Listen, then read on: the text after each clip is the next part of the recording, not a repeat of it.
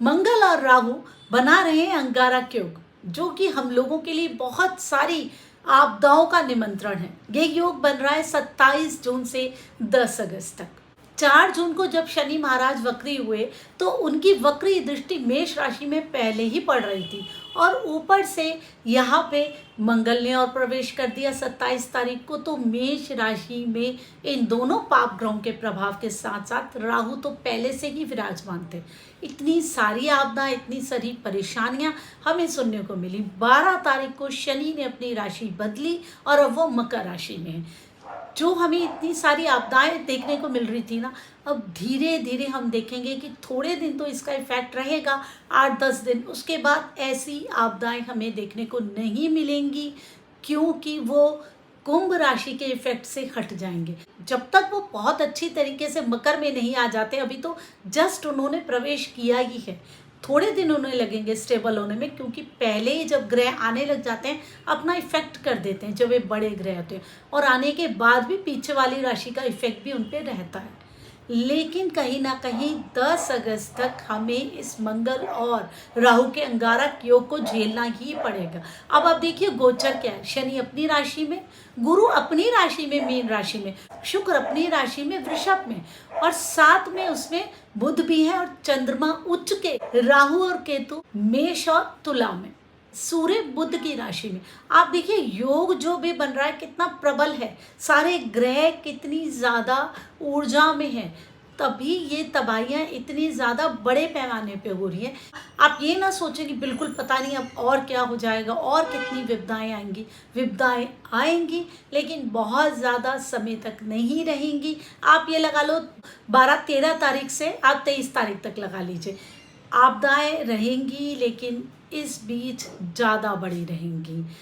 आपको ये योग सुनते ही डरने लग जाता है। अब क्यों हमें डर लगता है, ये देखिए, अंगार होना, जब कोयला जल जाता है एकदम लाल लाल हो जाता है, किसी भी चीज़ को जलाने के लिए तैयार हो जाता है, तब हम कहते हैं कि अंगारे निकल रहे हैं।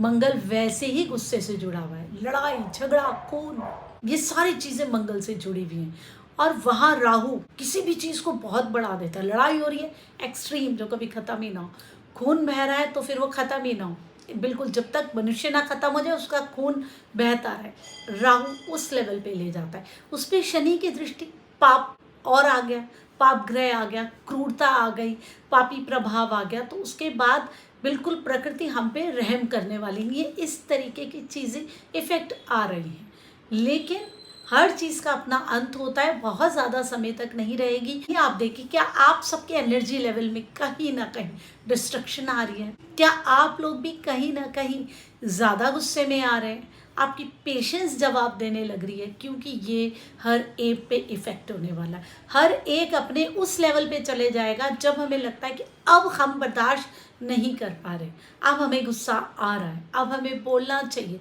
क्योंकि ये जो विस्फोट हो रहा है ना, ये सिर्फ हमें आसपास आपदाओं में नहीं दिख रहा, ये विस्फोट हमारे अंदर हमारी भावनाओं के साथ भी होने वाला है। किसी भी सिचुएशन में, कहीं भी, कैसे भी आप इस सिचुएशन में रहेंगे, अगर आप घर में रह रहे हैं तो आप देखेंगे कहीं ना कहीं आपको इस तरीके से महसूस हो रहा है कि अब मैं अपनी चीज़ों को चेंज करूं, कुछ परिवर्तन होना चाहिए।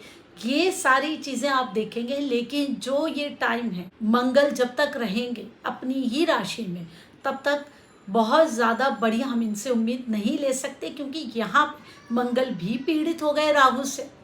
अगर मंगल स्वयं अपनी राशि में ना होते तो कहीं ना कहीं जो उस राशि का स्वामी है वो उस राशि को बचा सकता था।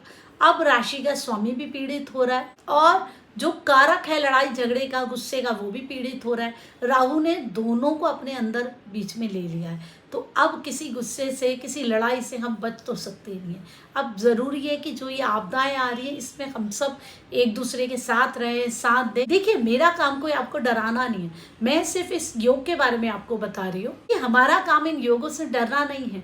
जो ये प्राकृतिक चीज़ें, इनके बारे में हमें कहीं ना कहीं पहले पता चल जाता है, तो हम अपने जो प्लान्स बना रहे हैं घूमने के, इधर उधर के, उसी हिसाब से प्लान कर सकते हैं। क्योंकि आप देखिए जो अभी टाइम भी चल रहा है ये बारिश वाला ही चल रहा है। सावधानी ज़्यादा अच्छी होती है किसी भी बड़ी मुसीबत से। अगर आप अपने प्लान्स बना रहे हैं तो 10 अगस्त तक आप अपने प्लान्स को रोकिए और कोशिश कीजिए कि जो सेफ चीज़ें हैं उन्हीं के अंदर आप रहें, ताकि आपको बहुत ज़्यादा गुस्सा, किसी आपदा, किसी परेशानी का सामना ना करना पड़े। बहुत सारी चीज़ें ऐसी ही मैं ज्योतिष, रेकी हीलिंग, वास्तु, अंक शास्त्र की आपके लिए लेकर के आती हूँ, बहुत ही सरल भाषा में, बहुत ही लॉजिकल भाषा में। अगर आप जानना चाहते हैं तो मेरे चैनल से जुड़े रहिए, चैनल को सब्सक्राइब कीजिए, वीडियो अच्छी लगती है लाइक ज़रूर कीजिए।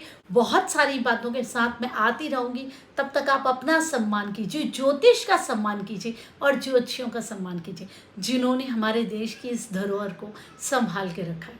मैं रमा जोशी, प्रणाम।